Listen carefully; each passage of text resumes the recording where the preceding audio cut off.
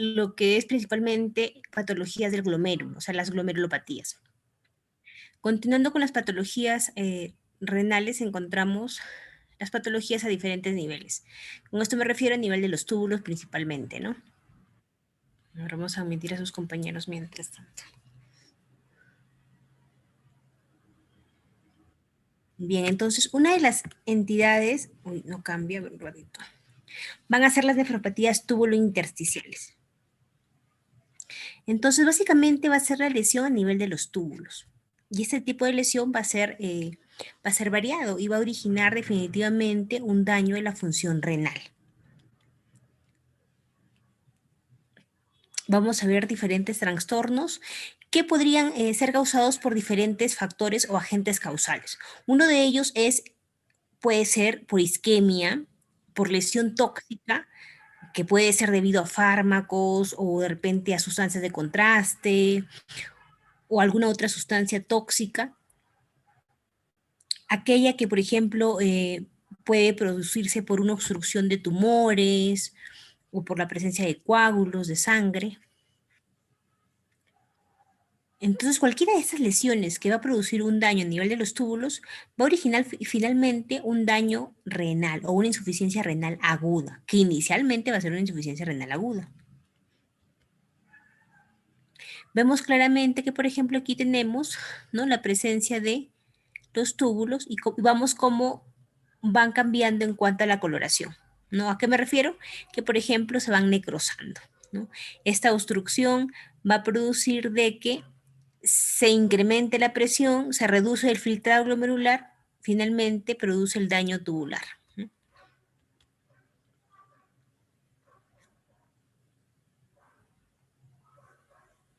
A ver, vamos a admitir a su compañera.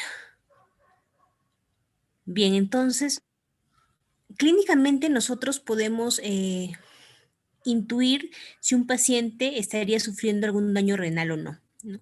Uno de los signos se podría decir que podría ser la presencia de cilindros, ¿no?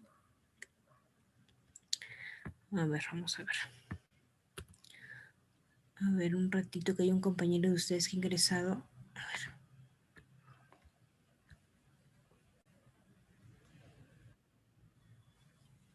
Entonces, básicamente habíamos dicho que uno de los agentes causales iba a ser la reducción de ese flujo sanguíneo, ¿no?, que producía básicamente una zona de isquemia. Y van a verse microscópicamente alteraciones a nivel de los túbulos. Incluso podemos ver también macroscópicamente, vamos a ver cómo esta isquemia va a producir dos daños principales, uno a nivel de los túbulos y otro a nivel endotelial. Definitivamente van a haber mecanismos compensadores ante la presencia de esa isquemia, pero finalmente va a haber una disminución del filtrado glomerular, el cual va a ser evidente también ante la presencia de oliguria, que ya sería un signo o una alteración de una producción de orina menor al valor normal.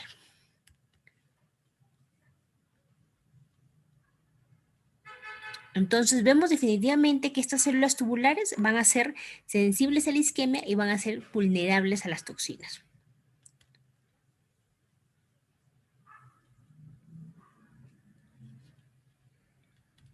Finalmente va a disminuir el filtrado glomerular y van a haber mecanismos compensadores que la célula va a tratar de cierta manera compensar esa falla o esa isquemia, por decirlo así. Van a haber incluso cambios a nivel mesangial.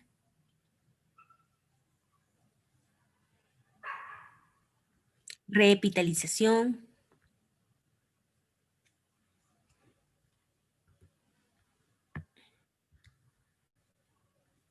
Entonces, morfológicamente, ¿qué cambio vamos a encontrar? Básicamente, como les decía, van a haber cambios en la coloración. Va a haber necrosis epitelial. Va a haber además algunas lesiones focales con la presencia de estos cilindros. Va a haber presencia de inflamación, va a haber algo muy importante, que es la pérdida del borde en cepillo del túbulo proximal. O sea, normalmente el túbulo proximal va a tener la presencia de ese borde en cepillo, pero ante una presencia de una lesión tubular, se van a perder estos bordes en cepillo. Va a haber inflamación, va a haber vacuolización, las células se van a desprender hacia la luz tubular principalmente. Obviamente, la presencia de estos signos va a ser dependiendo de la intensidad del daño isquémico, por decirlo así, ¿no? Podemos encontrar presencia de cilindros, los cuales pueden ser granulares, hialinos, otros signos de edema, de regeneración epitelial. Hemos mencionado también que el hecho de que haya un daño por alguna sustancia tóxica va a afectar principalmente el nivel de los túbulos contorneados proximales. Aquí nuevamente les presento la misma gráfica en la que se evidencia que hay una obstrucción y hay una necrosis de estas células epiteliales tubulares.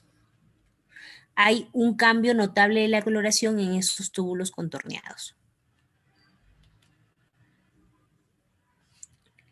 Estos son los cambios que producirían tanto el efecto isquémico como el efecto tóxico, que serían los agentes causales más comunes, ¿no?, de producir un daño a nivel tubular. Entonces, básicamente se van a evidenciar la necrosis tubular, puede haber incluso vacuolización, o, por ejemplo, los túbulos en regeneración, ¿no? Los núcleos se ven más hipercromáticos.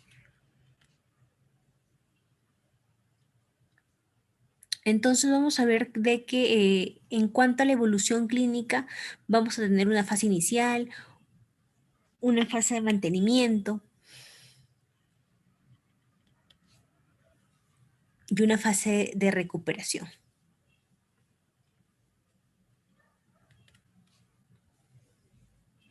Y obviamente el pronóstico va a estar relacionado en cuanto al agente causal, por decirlo así.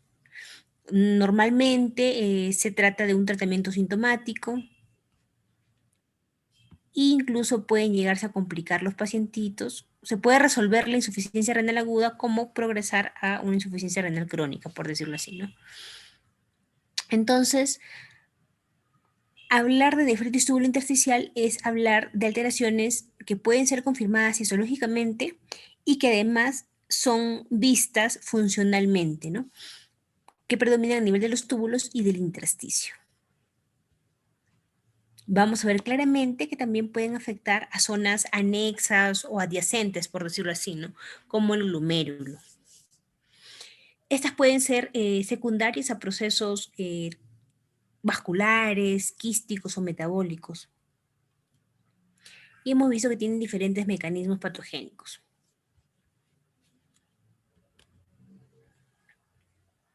Puede ser aguda o crónica, dependiendo del curso de la misma, por decirlo así. Cuando es crónica, básicamente vamos a identificar microscópicamente la presencia de un infiltrado crónico que está caracterizado por predominio de monocitos principalmente. Va a haber también además la presencia de fibrosis, de atrofia tubular, que serían signos de cronicidad.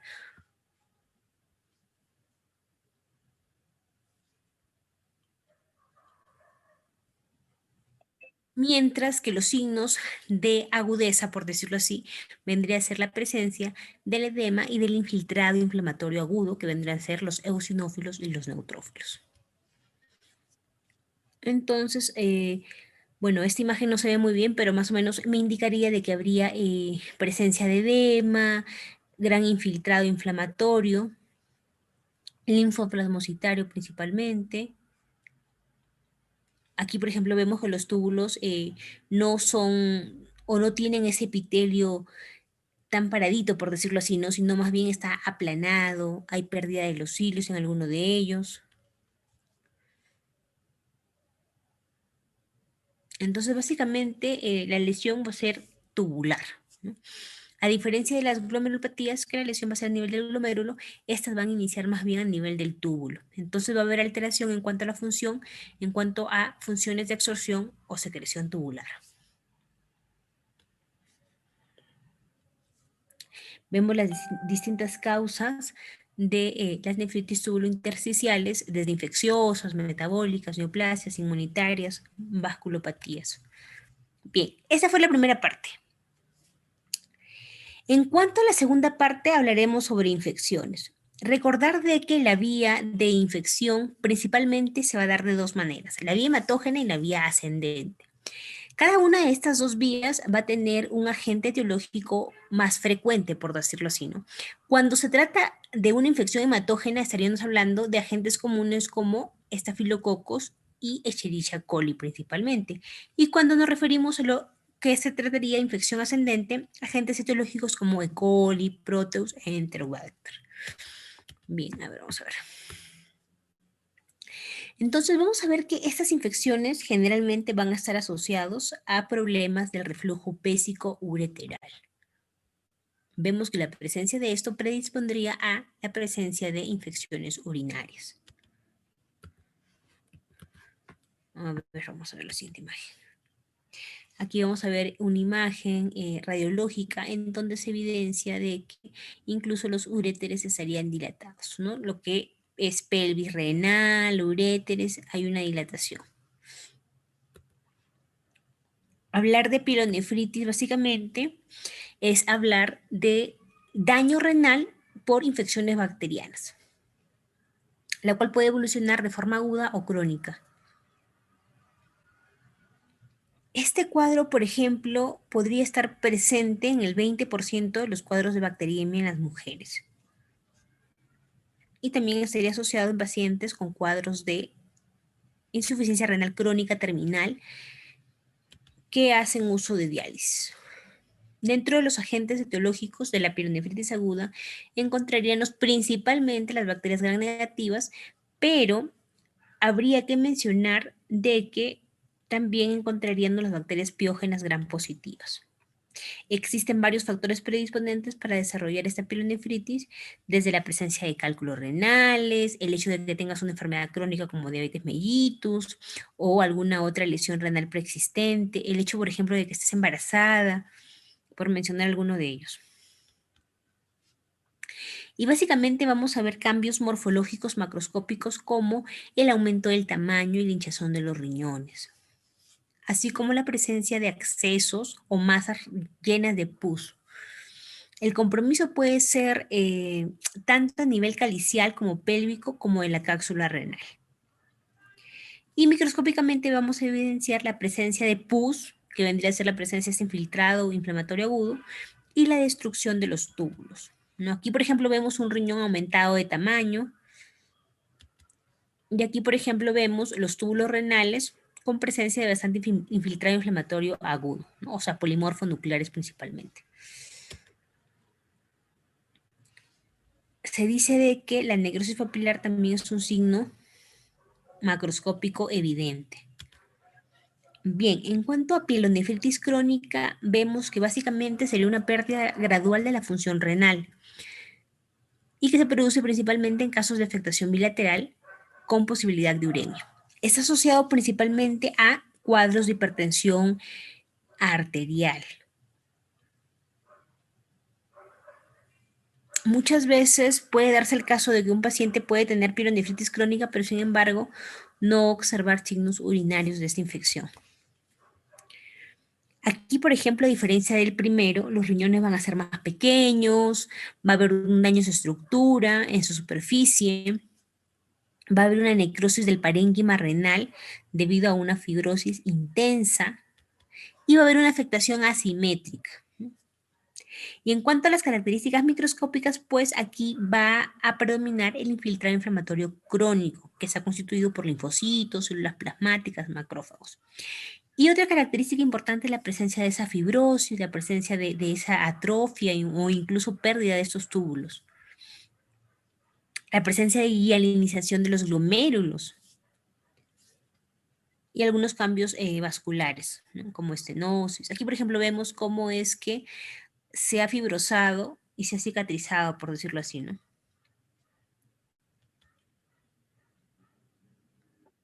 A ver, vamos a aceptar a su compañera. Aquí vemos cambios, por ejemplo, de un proceso denominado tiroidización. ¿Qué quiere decir eso?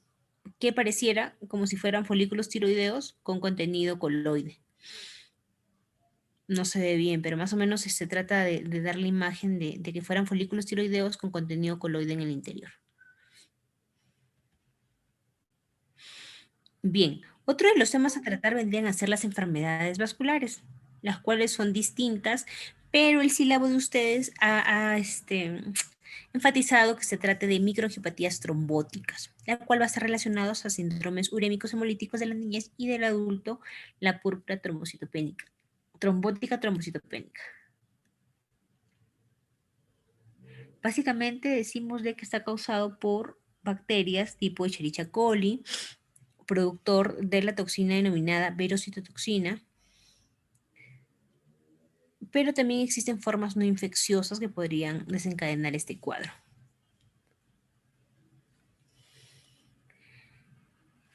¿Cuál es la fuente de contagio?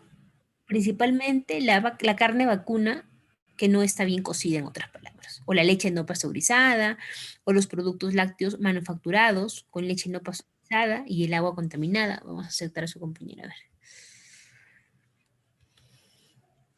Y hablar de microangiopatía trombótica, pues en realidad es un espectro de síndrome clínico que va a incluir básicamente, como les decía, las dos entidades, lo que es púrpura trombocitopénica trombótica y síndrome urémico hemolítico. Entonces van a conducir a la activación excesiva de plaquetas, va a haber formación de trombos en capilares y arteriolas, incluidos los del riñón.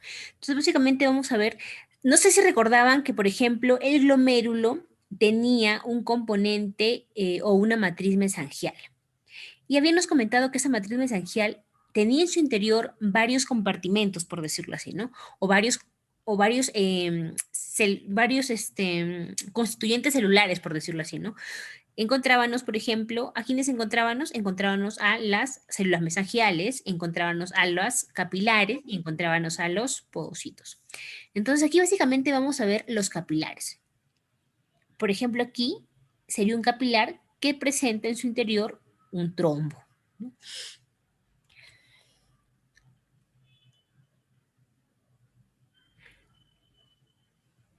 Entonces, estos trombos van a producir oclusiones microvasculares que van a causar isquemia tisular y por lo tanto una disfunción orgánica. Entonces, vamos a ver causas o asociaciones en cuanto a este síndrome urémico hemolítico. Puede haber una presentación típica, una presentación atípica o presencia de mutaciones heredadas, otras causas adquiridas de daño de lesión endotelial o una púrpura trombocitopénica trombótica. A ver.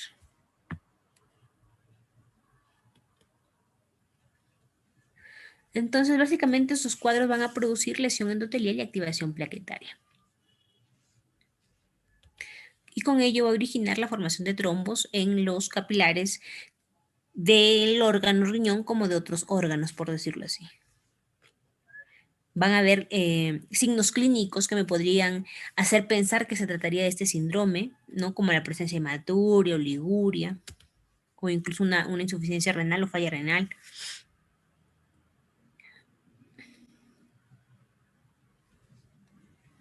Entonces, básicamente vamos a ver capilares glomerulares ocluidos por estos trombos. Podría haber fibrina, podría haber cicatrización como una respuesta a esta oclusión de los capilares, por decirlo así, ¿no? Los glomérulos también podrían ser hipercelulares, hay un mayor engrosamiento de las paredes capilares. Entonces, desde luego, el hecho de que haya una obstrucción, ¿qué va a pasar? No va a haber o sea, va a haber una hipoperfusión, o sea, no va a haber una perfusión normal de la sangre. Por lo tanto, puede haber cambios isquémicos, de atrofia, que finalmente me van a originar complicaciones de insuficiencia renal e hipertensión. Podría haber un signo microscópico vascular en cuanto a la presencia de estas alteraciones al ver nosotros las capas vasculares de estas arterias en forma de piel de cebolla. Entonces, básicamente, a manera de resumen, recordar de que el hecho de que un paciente presente este diagnóstico va a causar hemólisis de los glóbulos rojos, isquemia tisular, disfunción orgánica y una trombocitopenia consuntiva. Entonces vemos las diferentes presentaciones de este síndrome urémico, así como de esta púrpura trombocitopénica trombótica. Procesos de los cuales me van a activar esta presencia de trombos, o sea, producción de trombos, ¿no? Bien, otras enfermedades relacionadas al daño vascular encontraríamos la enfermedad renal isquémica aterosclerótica, es decir, aquellos daños que más bien me pueden provocar cuadros de hipertensión. Generalmente podría ser bilateral y el diagnóstico se daría por arteriografías. Entonces, ¿qué pasa si yo médico identifico de que el paciente tiene la presencia de ateromas o no a nivel de las arterias, por decir renales, ¿no? Podría indicar una revascularización quirúrgica para que prevenir a futuro y no haya una oclusión total, por decirlo así, ¿no? De la vasculatura. Bien, otra entidad vendría a ser la enfermedad renal ateroembólica. Aquí básicamente va a ser la producción de estos émbolos con contenido de cristales de colesterol. Y pues también provocarían un daño de la función renal, ¿no? Como por ejemplo insuficiencia renal aguda inicialmente. Y aquí vemos, por ejemplo, los cristales de colesterol que estarían en las paredes vasculares. Sería una arteria y aquí la presencia de cristales de colesterol. Otro daño vendría a ser la nefropatía drepanocítica, que está relacionada con la enfermedad de las células falciformes, las cuales son clasificadas como nefropatía falciforme, caracterizadas por hematuria, disminución de la capacidad de concentración, cambios de proteinurias, necrosis papilar.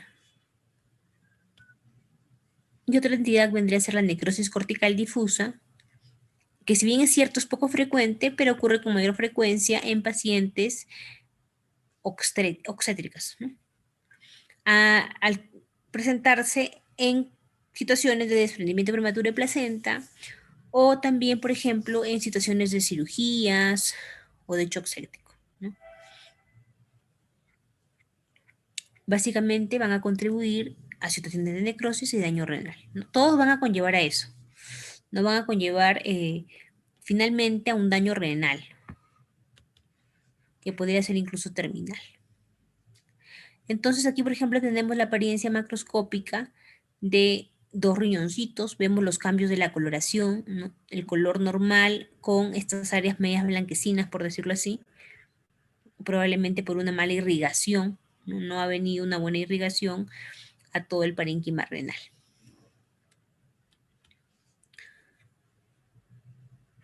Entonces, la necrosis cortical aguda va a originar anuria repentina, que podría ser incluso mortal.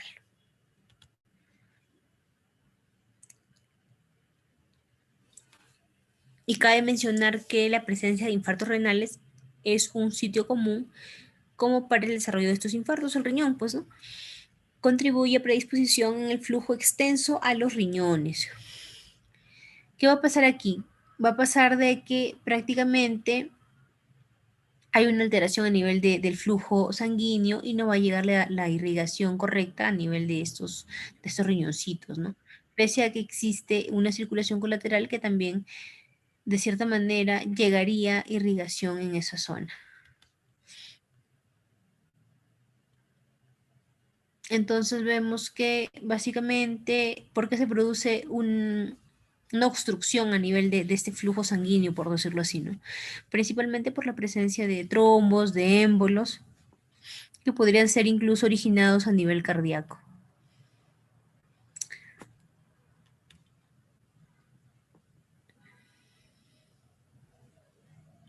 Recordar que el hecho de hablar de infarto cardíaco es hablar de infarto blanco.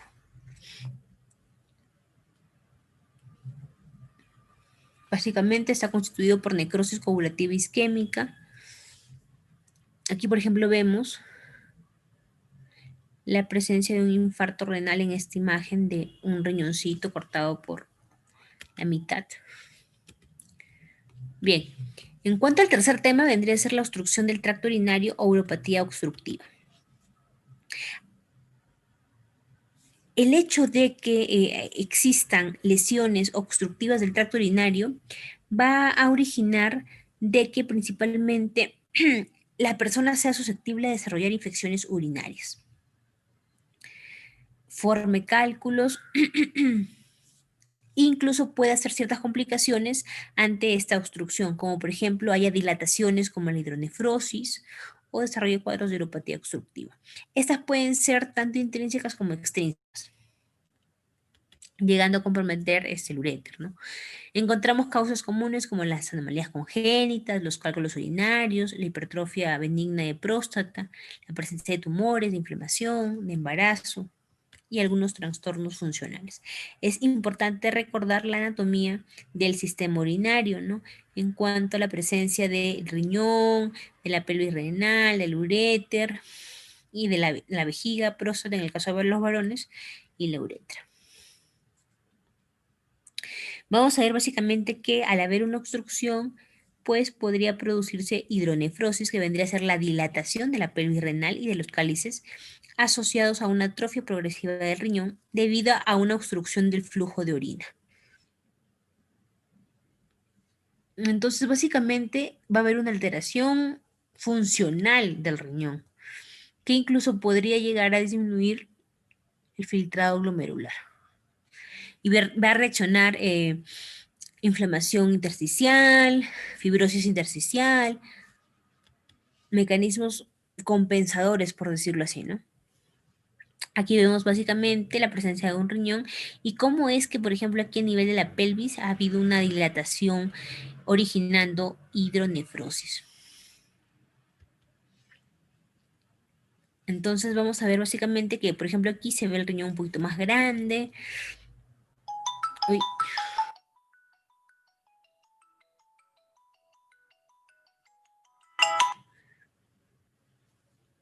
¿Qué más podríamos ver? A ver que existiría en casos crónicos la presencia de una atrofia tubular, debilitamiento progresivo de los ápices de las pirámides. Incluso, como vemos aquí, habría la presencia de cavidades quísticas, es decir, se reduciría el parénquima y sería reemplazado por estas cavidades quísticas. Con ello, el adelgazamiento de la corteza. Bien. Dentro de los signos clínicos podría presentar el paciente dolor principalmente, ya sea a nivel renal o a nivel de la vejiga, pero algunas veces también puede ser incluso asintomático y el diagnóstico podría ser de repente con técnicas no invasivas como la ecografía, identificando la zona de la obstrucción.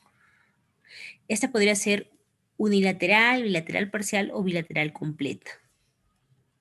Si es bilateral completa, definitivamente sería un cuadro mucho más masivo. Aquí, por ejemplo, encontramos las causas que ya se mencionaba anteriormente, intrínsecas y extrínsecas en cuanto a la uropatía obstructiva. Y hablar de uropatía obstructiva también es mencionar acerca de litiasis renuretelar, es decir, la formación de cálculos a cualquier nivel del tracto urinario. Recordemos de que existen varios factores predisponentes ante la presencia de estos cálculos. Vemos también que existen diferentes tipos de cálculos en la orina que pueden ser liberados. Mayormente encontramos que son los de tipo oxalato de calcio y fosfato. Vamos a tener cuadros como defectos en la reabsorción de calcio y por lo tanto liberación de hipercalciuria, cuadros de hipercalcemia, hipercalciuria sin hipercalcemia, En la orina se van a liberar esos cálculos y pueden ser vistos e identificados. Recordar que la presencia de estos cálculos podrían originar cuadros de infección o predisponer, mejor dicho, a cuadros de infección urinaria. Obviamente hay un cambio en el pH. La orina podría tornarse ácida o con pH ácido, por decirlo así. Y estos podrían trasladarse a nivel del tracto urinario, pues o sea, podrían producirse, por ejemplo, ¿no? A nivel de la pelvis, uréter, o podrían aparecer, por ejemplo, en la vejiga, ¿no? Y podrían producir dolores definitivamente cólicos, pero demasiado fuertes, que va a depender del nivel de la obstrucción y del tamaño de la obstrucción en realidad. Es decir, el tamaño del cálculo y la obstrucción en el sentido de que pueda ser completa, ¿no? Bien. Entonces, básicamente, al haber una obstrucción de este flujo urinario, pues haría de que exista una reducción de la función glomerular, del filtrado glomerular principalmente, ¿no? Mecanismos compensatorios como la hidronefrosis, el hecho de que hay un deterioro de la función renal, el hecho de que predisponga a infecciones del tracto urinario secundarias a la presencia de esos cálculos. Aquí, por ejemplo, vemos un riñoncito, no sé si lo ubican aquí, un riñoncito paradito, partido por la mitad, y aquí identificamos los cálculos, ¿no? Aquí están en la pelvis renal, ¿no? Cálculos impactados.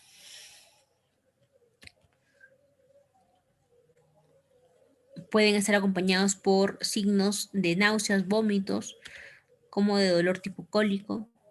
Y pues, por ejemplo, a la evaluación podríamos identificar si es que el paciente presentaría los puntos ureterales positivos, ¿no? Ante la presencia de estos cálculos. Aquí está cómo se realizaría la evaluación para determinar si, por ejemplo, se trataría de un cólico renal o de otros signos para nosotros pensar de que de repente se trataría de otros factores condicionantes como cuadros de infección urinaria. Aquí, por ejemplo, le han hecho un tacto, puntos ureterales anteriores, para determinar los puntos ureterales anteriores. Vemos que este cólico renal podría confundirse con otros diagnósticos que también cursan con un dolor o con la presencia de un dolor, ¿no? Como son los que se mencionan acá. Definitivamente van a ser descartados con exámenes de ayuda diagnóstica como análisis de orina, un estudio de imagen, y vamos a ver o identificar hematuria, ya sea macroscópica o microscópica, piuria, la presencia de cristales. Y en las imágenes, pues habríamos que revisar si existe, uno, la presencia de cálculos y otro, el grado de la obstrucción, a qué nivel también. Identificar la causa subyacente en cuanto al estudio de estos cálculos. Bueno, y hablar de tratamientos, pues es hablar de tratamiento sintomático o incluso la cirugía. Bien, el último tema va a ser un tema un poquito más amplio, va a ser acerca de los tumores renales. Hablar de los tumores renales es, pues, mencionar un sinnúmero de tumores. Vemos que básicamente se van a localizar a nivel de la corteza renal y pues esos pueden ser clasificados como benignos o malignos. Dentro de los benignos encontramos los que se mencionan ahí, ¿no? Los adenomas papulares renales, los fibromas o martomas renales, los angiomiolipomas y los oncocitomas. Y dentro de los malignos encontramos el carcinoma de células renales, el carcinoma urotelial de la pelvis renal. Estos tres que están aquí están dentro del carcinoma de células renales. Bien, vamos a hablar de cada uno de los que os he mencionado. En cuanto al adenoma papilar renal, ¿qué es importante conocer? Que surge del epitelio tubular renal y que muchas veces el diagnóstico es incidental, es decir, una persona puede fallecer y ni siquiera saber que tenía un adenoma papilar renal. Se han encontrado básicamente entre el 7 al 22% la presencia de este tumor. Suelen ser frecuentemente papilares, por lo que se denominan adenomas papilares.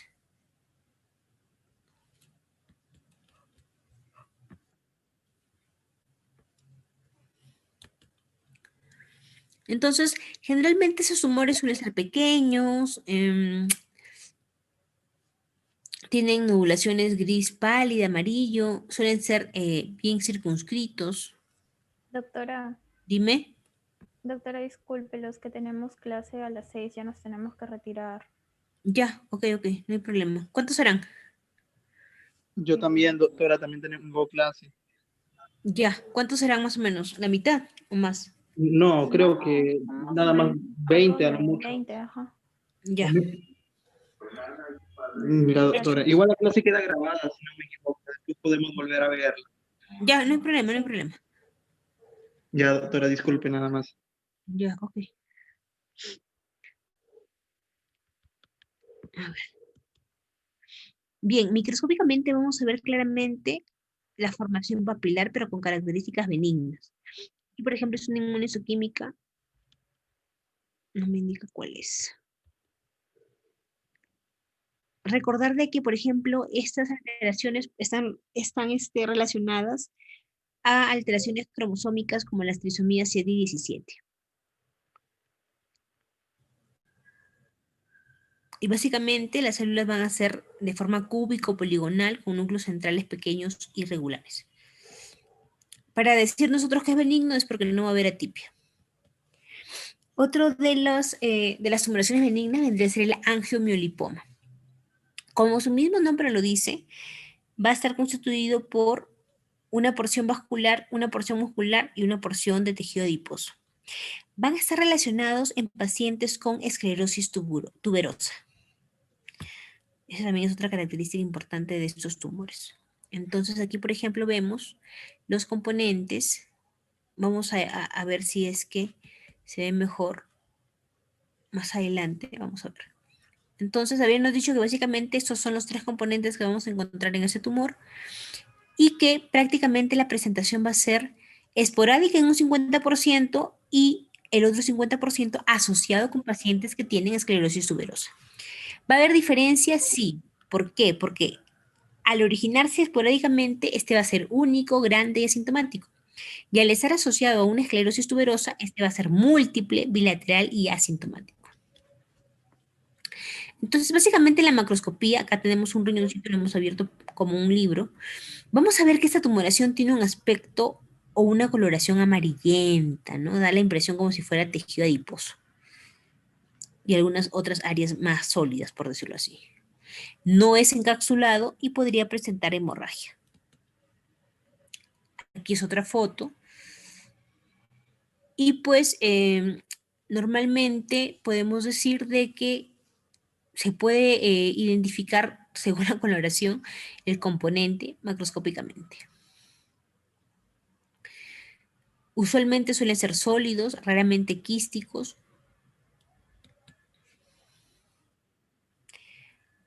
Vamos a ver que el componente del músculo liso parece originarse a nivel de los vasos. Es hipercelular, atípico, pleomórfico o epitelioide. El componente vascular va a formar los vasos hialinizados y el componente graso principalmente va a haber tejido adiposo maduro. Vamos a ver si se puede ver acá. Bueno, acá no se ve muy bien, se ve medio borroso. Pero por ejemplo aquí está el componente vascular, aquí está el componente graso y aquí está el componente angiomiolipoma muscular. Bien. Aquí probablemente se vea mucho mejor, pero se ve medio borroso igual. Hay un componente vascular, el componente graso por aquí, no lo veo. Acá se ve mucho mejor, ¿no? Acá se ve mucho mejor la presencia de componente adiposo, la presencia de componente vascular y la presencia del componente muscular. Existen diferenciaciones, una de ellas es la del tipo epitelioide y por lo tanto estas células van a tener un aspecto redondo, grande. Y les mencionaba antes de que existen pruebas adicionales o complementarias que me van a permitir definir el diagnóstico. Una de ellas son las inmunohistoquímicas y estas son las que se hacen. Solo es para que sepan, no es necesario que se lo aprendan. En cuanto a la tercera tumoración benigna, encontraríamos al oncocitoma. La pregunta muy importante es, ¿de dónde surge ese oncocitoma? Principalmente de las células intercaladas de los conductos colectores. Vamos a ver que macroscópicamente se ve como un tumor de color marrón. Están bien encapsulados. Y microscópicamente, pues, esta célula se ve de color más rosadito, ¿no? Eosinofílico. Por eso se dice tumor epitelial de células eosinofílico porque se ve más rosadito. Generalmente estos núcleos son pequeños.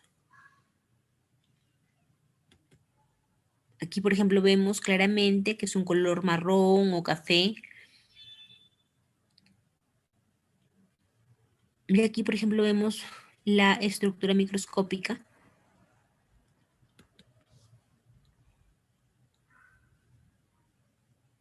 Aquí se ve mucho mejor, ¿no? La coloración marrón y la formación o la coloración eosinofílica, rosadita, de esos tumores. Son uniformes, sin mitosis. Aquí más grande se ha distorsionado un poquito la foto. Recordar de que existen varias diagnósticos diferenciales. Uno de ellos es el carcinoma cromófobo variante eosinofílica. Bien, entonces, para recordar, básicamente hemos mencionado la presencia de esas neoplasias benignas, ¿no? El angiomiolipoma, el oncocitoma y el adenoma papilar renal. Dentro de las neoplasias malignas encontramos principalmente al carcinoma de células renales, el cual actualmente ha sido clasificado en varios subtipos. Pero principalmente este carcinoma de células renales podría ser según la frecuencia en carcinoma de células claras, carcinoma papilar, carcinoma cromófobo o carcinoma de los conductos colectores. Suele estar asociado a síndromes en un 5% y presentarse de manera esporádica en un 95%. ¿A qué síndromes está relacionado? Principalmente el síndrome de Bohm y Pellingau, al síndrome de esclerosis tuberosa, a la enfermedad poliquística autosómica dominante.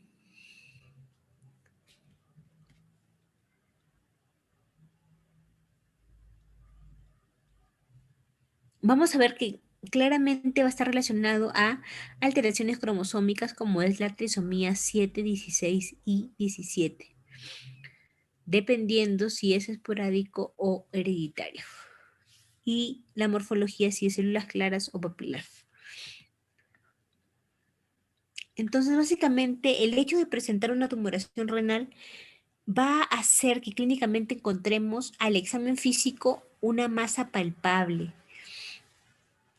que haya signos de hematuria y que haya incluso dolor. A esta se le va a denominar la triada clásica para identificar que se trataría de una masa tumoral renal. Obviamente van a haber otros síntomas acompañantes, como síndromes paraneoplásicos acompañantes. Un 25% de todas las metástasis pues se originan por vía hematógena. ¿Y a dónde se disemina? A pulmones y huesos. Entonces, como su mismo nombre lo dice, esos carcinomas de células renales claras representarían el 70% del subtipo de los carcinomas de células renales, que está asociado básicamente a la pérdida genética en el cromosoma 3. ¿Cuál es la característica? Que va a ser resistente a quimioterapia y radioterapia. Por lo tanto, su único manejo va a ser la cirugía. A ver.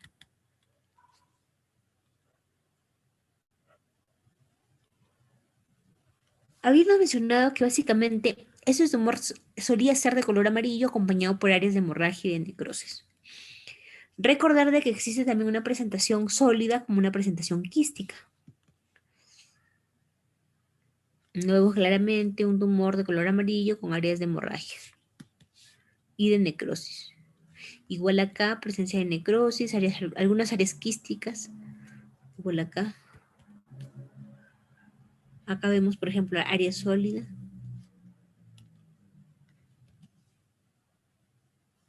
Ni qué decir acá, áreas quísticas y sólidas. acá áreas quísticas. Entonces, básicamente, va a tener un aspecto de células claras, como su mismo nombre lo dice. O sea, va a tener un citoplasma amplio con células claras. Aquí, por ejemplo, identificamos cómo es que se van agrupando un citoplasma amplio y un núcleo en el centro. Aquí, ¿por qué no decirlo? Identificamos este citoplasma amplio. Recordar de que existen clasificaciones histológicas en cuanto al grado nuclear. La más frecuente es la clasificación de Fuhrman, la cual va a determinar incluso el tamaño nuclear, la forma nuclear, eh, y graduarlo en cuanto a los cambios del mismo, pues, ¿no? Del núcleo. Por ejemplo, ser de grado 1 cuando no se identifica nucleolo, ser de grado 2 cuando ya hay un núcleo identificado o visible, de grado 3 cuando hay una irregularidad marcada con el núcleo visto aún, con grado 4 cuando estas células suelen ser más bizarras, más pleomórficas. Aquí, por ejemplo, ¿no? En el grado 1 casi ni se detecta nucleolo, no hay nucleolo. A partir del grado 2 aparece el nucleolo, en el grado 3 se acentúa y en el grado 4 ya son más pleomórficas. Aquí más de lo mismo en cuanto al grado nuclear de Fuhrman, ¿no? De los diferentes grados del 1 al 4, y cuáles serían las características para nosotros decir, ya se trata de un Fuhrman 1 o de un Fuhrman 2 o de un Fuhrman 3 o de un Fuhrman 4.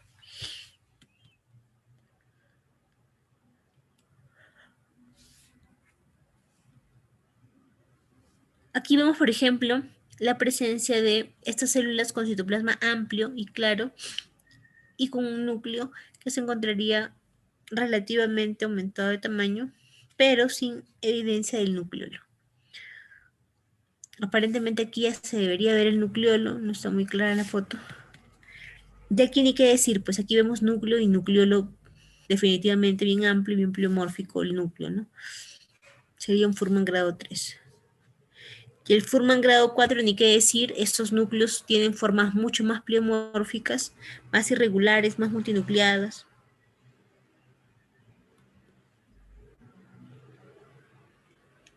Mencionar que también se utilizan marcadores de inmunistoquímica para orientar mejor el diagnóstico. De ahí que suelen ser positivos para queratinas y vimentina, principalmente.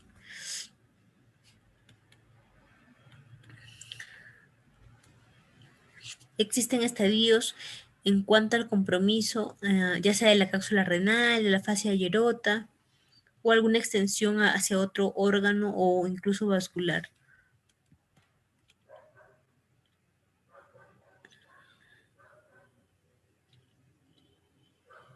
También encontraríamos diagnósticos diferenciales que nos podrían hacer sospechar desde procesos infecciosos a procesos tumorales.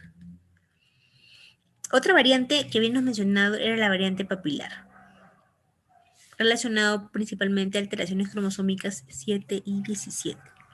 Entonces, básicamente, igual va a haber necrosis, va a haber hemorragia, pero este tumor macroscópicamente va a ser menos amarillo e incluso va a tener un color medio café.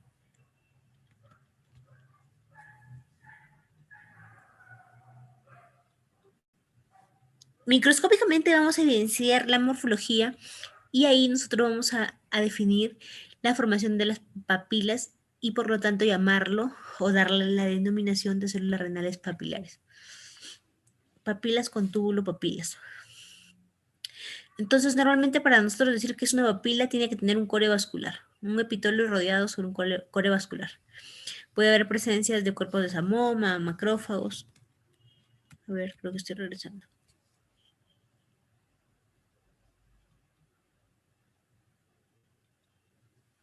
Dentro del grupo papilar, principalmente van a haber dos tipos, el tipo 1 y el tipo 2.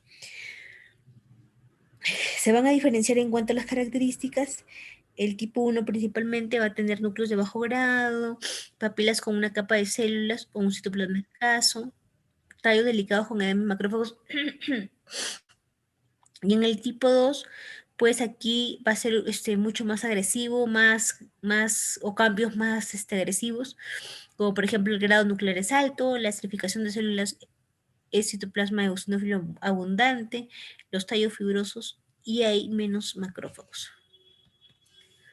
Aquí igual vemos la presencia de estos macrófagos.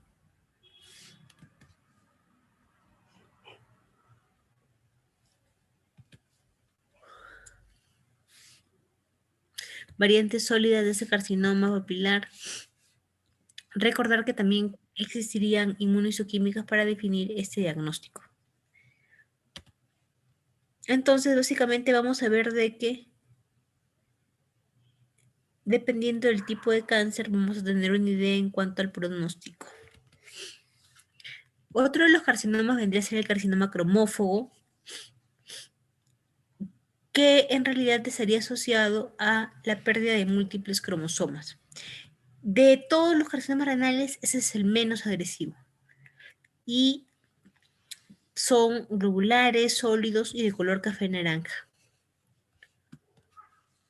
Microscópicamente podemos ver cómo es que existirían células bien definidas con un citoplasma espumoso y la presencia de estos vasos gruesos. Aquí se ve mucho mejor. ¿Qué vamos a ver? Vamos a ver las membranas bien definidas.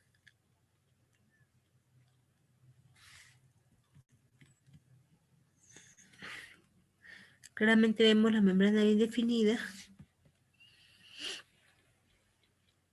Y vemos células del tipo eosinofílicas. ¿Cuál es la característica de este carcinoma? En realidad, bueno, aquí no se ve bien, pero debería tener una hendidura perinuclear, como un halo. El halo perinuclear es característica de esta entidad.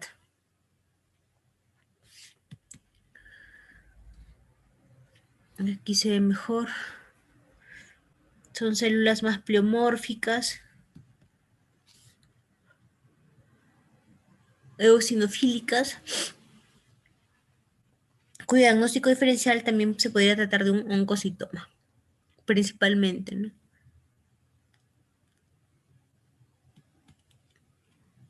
Otra de las entidades sería el carcinoma de conductos colectores o de Bellini, que se originarían en las células intercaladas de los conductos colectores y terminarían en las papilas renales. Es más localizado en la médula y básicamente los criterios diagnósticos va a ser el mal o la mala definición, por decirlo así, ¿no? Y el pronóstico es malo a comparación de los anteriores. Entonces, ¿qué vamos a ver? Que usualmente esa tumoración va a ser más central, más definida, más medular. Hay necrosis y hemorragia, los bordes están menos definidos. Encontrarían los diagnósticos diferenciales con el adenocarcinoma y el carcinoma urotelial.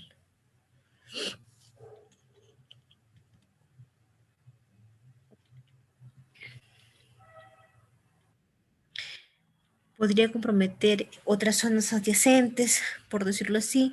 Podría ser incluso pleomórfico.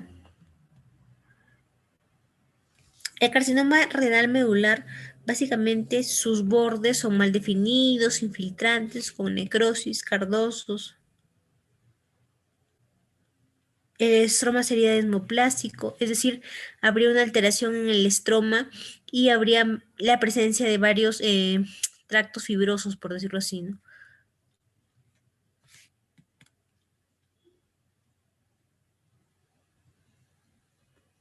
Vamos a ver claramente la presencia de ese estroma desmoplásico desordenado con presencias de fibrosis principalmente.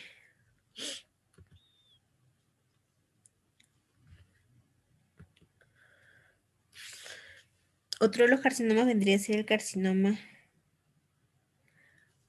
tubular fosocelular mucinoso, que macroscópicamente suele ser de color café rosa y que, como su mismo nombre lo dice, tiene cambios de células fusocelulares o células alargadas, como aquí se ve, ¿no? Con áreas mixoides o mucinosas, ¿no? Igual necesitarían de exámenes de inmunohistoquímica, aunque no es de ayuda, pero se identificaría el estroma de color azul al ciano.